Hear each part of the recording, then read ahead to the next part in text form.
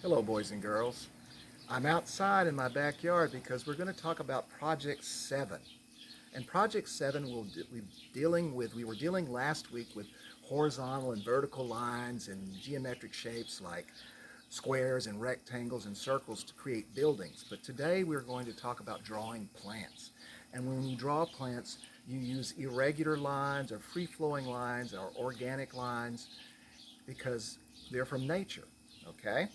But before I get started, I want you to watch a few videos. I went out this weekend to the Botanical Gardens of San Antonio and I shot some videos of some plants. I hope you enjoyed it.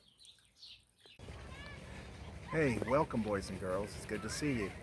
Today I'm going to talk about Project 7, and that is dealing with organic lines or free-flowing lines. And we're going to draw a bunch of plants. And what better place to go to than the Botanical Gardens of San Antonio?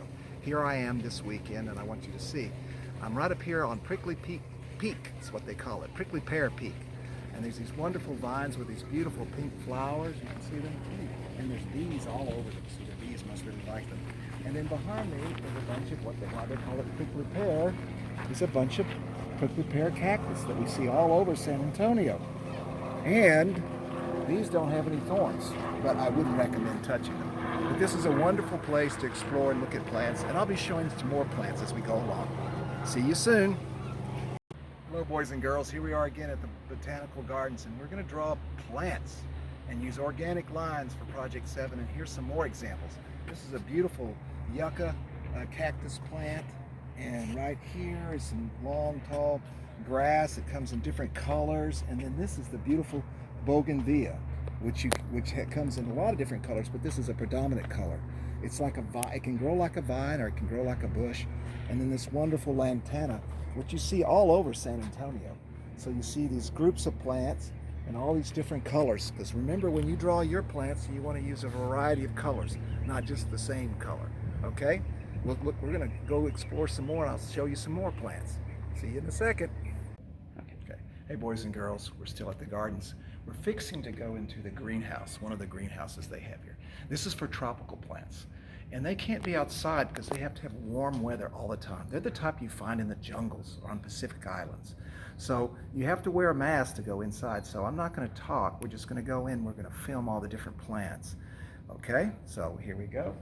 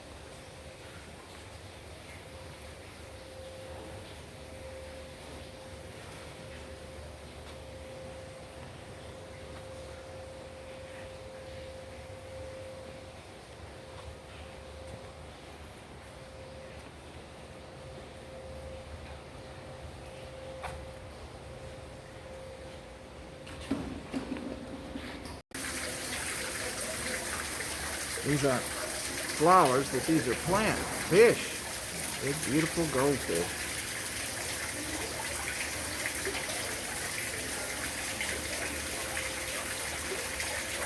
Hey boys and girls, now we're in the greenhouse where they have the cactus. The cactus probably can survive outside, but they want to show you different worlds. This is what you'd find in the desert, and these are all the different kinds of cactus you'd find.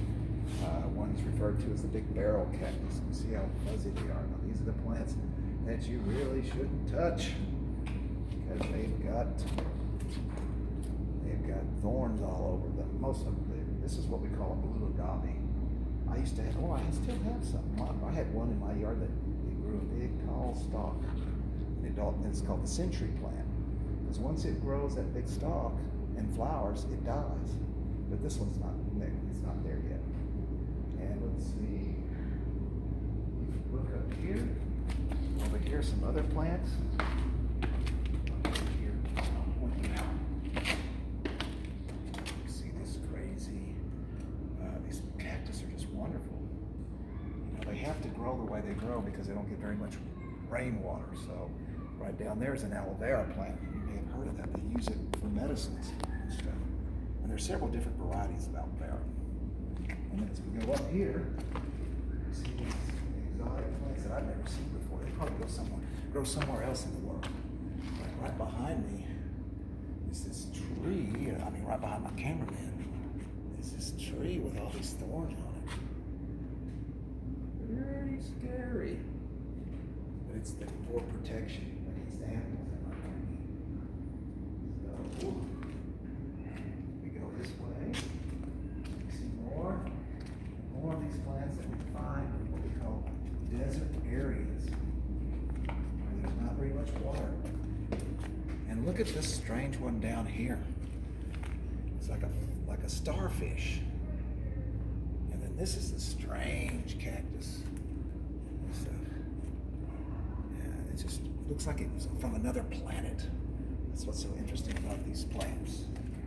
So you're in the area where they have desert plants. Watch my step. I don't want to fall into any one of these plants. And then there's some pretty strange plants right over there. Kind of like another agave plant. And then these are those tall cactus. They grow in Arizona and Mexico. Okay. See you later. Okay. Hey boys and girls, look at these flowers. They're so unusual. And look at these striped leaf plants. They have different colors in them. And this one over here has a different color. Even the leaves can be very interesting in your plants. They have different patterns and colors. And, it's just fascinating to look at all these different kinds of plants. And they grow all over the world, and they have them right here for you to look at. Pretty amazing. In fact, if you turn over this way, this tree has a strange name. It's called a lipstick tree. I don't think that's where you get lipstick, but it's pretty interesting that that's its name. Okay, and then they got a big tree over there in the corner with big, tall leaves. Oh, it's just amazing what you can see. So let's go. I'll show you something else real soon. Okay, see you soon. Boys and girls, we're in the Fern Grotto.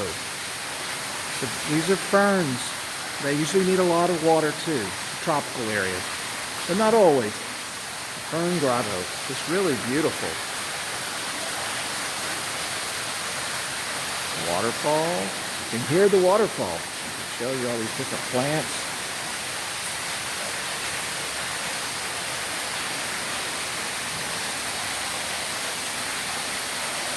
There you go, leaves.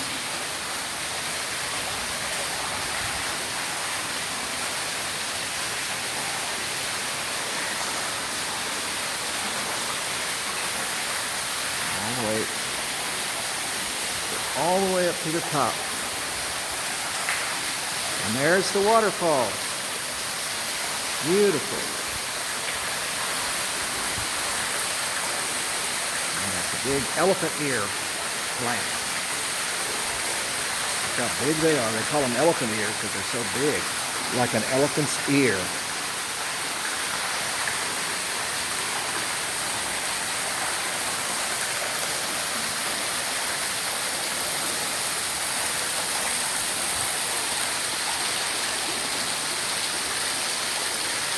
Beautiful.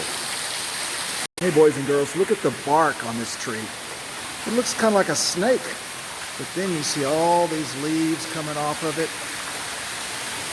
You get underneath to get out of the sun, but it's just fascinating. Or it looks like the tentacles of an octopus. Fantastic. All those roots that you see.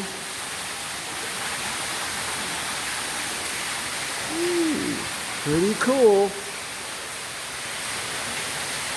Hey boys and girls, we're still at the gardens and we're at the highest point of the gardens. And look at this pavilion, look at it. This little tower area, and you can look at the top, they got the prickly pear cactus on top. And some of them even have the prickly pear fruit. And if you come in here, show you how it's the highest point because you look out there. Oh, sorry, I should be talking to you. You look out there, and there's some city buildings because last week we did buildings. And here's some examples of the city of San Antonio. But we're talking about plants today. So the garden is a beautiful place to go. I'm going to show you some more stuff real quick. See you soon. Hey boys and girls, we're in a really wonderful garden at the Botanical Gardens. There's all these beautiful shrubs and flowers and these colored plants. Plus you've got this wonderful, over here you got this wonderful origami sculpture of Pegasus. Pegasus was the flying horse. And as you look around, there's just all kinds of beautiful colored flowered plants. And if we pay close attention, we might, just might, see a butterfly flying by. Wonderful. Ooh, I got to be careful because there's bees all over this. So I don't want to disturb the bees. The bees are a very important insect. I know a lot of times we get scared of bees because they sting us, but without bees, these plants wouldn't grow because they help pollinate the plants. Okay? And just look at, here's the sculpture again, and just look at all the wonderful plants growing here and the different colors. Remember that when you're doing your plants, you want to use different colors. The more variety you have, the more beautiful and interesting your picture will be. Okay? All right, talk to you soon. Well, we're leaving the Botanical Gardens, boys and girls, and I hope you enjoyed all the videos that I showed you. And I hope it gave you some ideas on your next project, Project 7, to draw with organic or free-flowing lines plants. So I hope you've enjoyed this, and I look forward to seeing what you're going to do. Bye.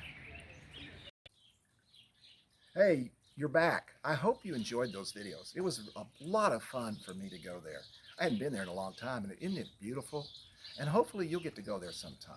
But here again, we're talking about organic or free-flowing lines to create organic plants. Plants, of course, are organic. That means they come from nature. For instance, this is a rubber tree plant right here.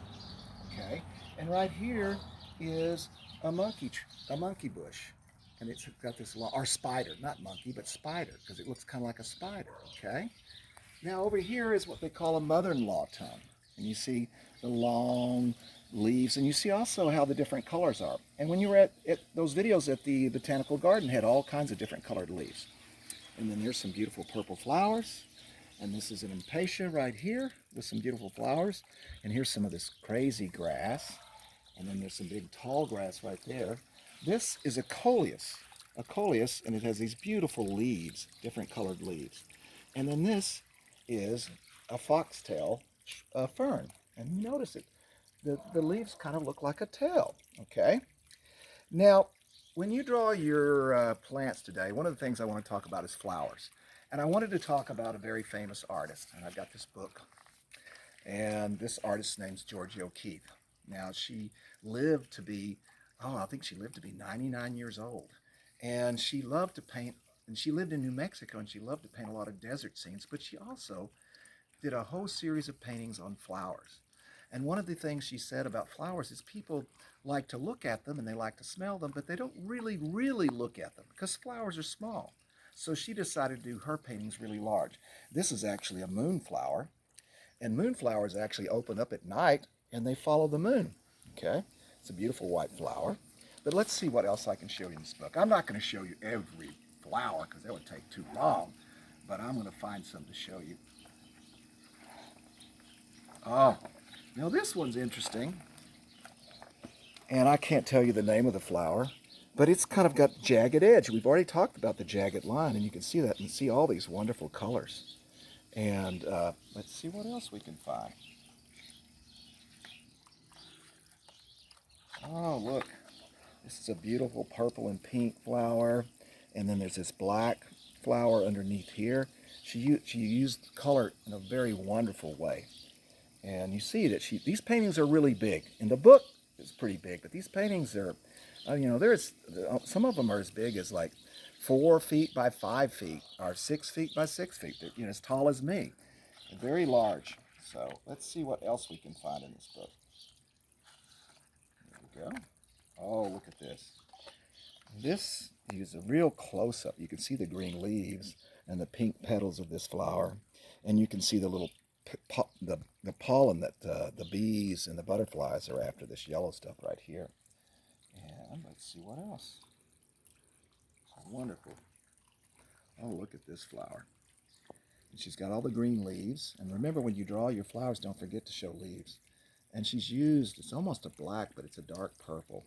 She's used all this different colors and stuff. And this one's got blue from the sky. And she colors everything, boys and girls. I talk about that all the time, that you should color everything. And here's a big, beautiful poppy flower. The poppies actually grow, they're not really that big. They're about this big around, if you see my hand, the circle of my hand right there. But of course, she's painted it really large. And poppies, they actually use the seeds in bread, and they also use this flower for medicines. They actually make medicines out of this flower. And let's see what else. We'll do one more, and then I'll show you some other flowers. This is the sunflower. And I always ask students, I go, why do they call it the sunflower? And a lot of them say, well, Mr. N, it looks like the sun, which is true. But there's another reason why they call it the sunflower. Because this flower does like the moonflower. No, but it comes out during the day. This flower will actually follow the sun, which means it's in the ground. It doesn't walk around, but it will actually, like this is the flower. And if the sun's over there, it will look at, and as the sun moves across the sky, and you would have to look at it for a long, long time because it moves real slow, it actually follows the sun. That's one of the reasons why it's been called the sunflower. Okay? Now, I'm going to show you some examples that I've made and some of my ex-students have made in the past, and hopefully they'll give you some ideas. So I'm going to put the book down real quick, and I'm going to go over here. Okay? So I'm walking over here, and you see this wonderful drawing. This is just a simple drawing of different kinds of flowers that you can do. This is the sunflower. These are little wild flowers that you see growing all over outside in the spring. This is supposed to be a bluebonnet, but you notice they're not all colored. They need to be colored. This is a cactus with a yellow rose on top of it. It gets a yellow rose flower. And then this is an iris. It's a flower that has petals that hang down like this. They call them flags, and they come in all different colors. So these are examples of the drawings that I've done on how to do flowers. But I said plants. It doesn't always have to be flowers.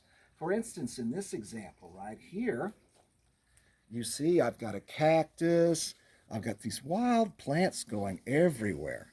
The big old pink red flower here, big old orange leaves, big purple curly leaves. And I've used a variety of colors. I've colored the background, which is around the plants. You see I've colored it blue.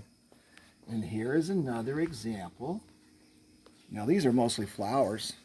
There's a daisy, and there's a tulip. There's an iris, I told you about, the one that's flags, a bluebonnet, and then a rose, okay? One of the most popular flowers, and it comes in all kinds of different colors. Maybe you want to show your flowers in a pot or a vase, a flower pot or a vase. And you can see I've used a variety of colors.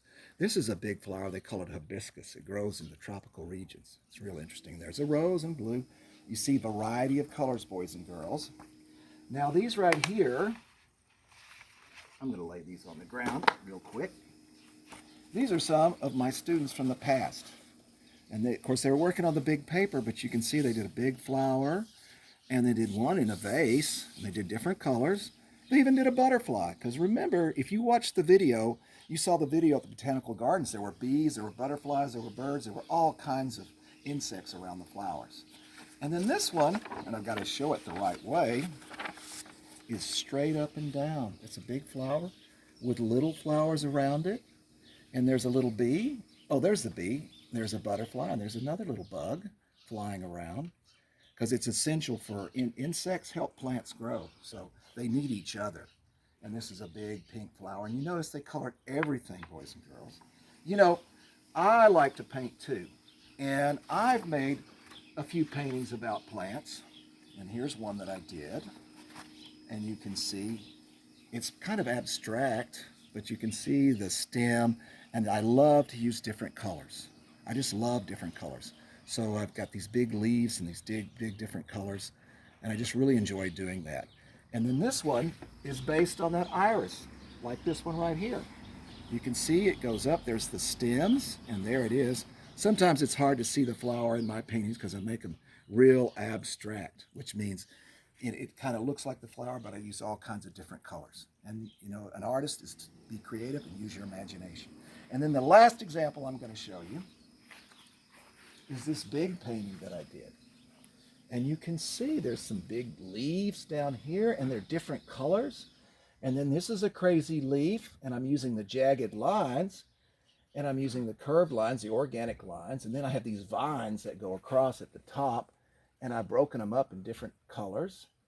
And then I have these big old leaves coming like this that kind of make me think of those agave plants that I saw at the botanical gardens. But I use different colors. And then this big, gigantic flower with different big petals and different colors and different shapes. So, Project 7 is about creating plants or drawing plants, flowers or plants.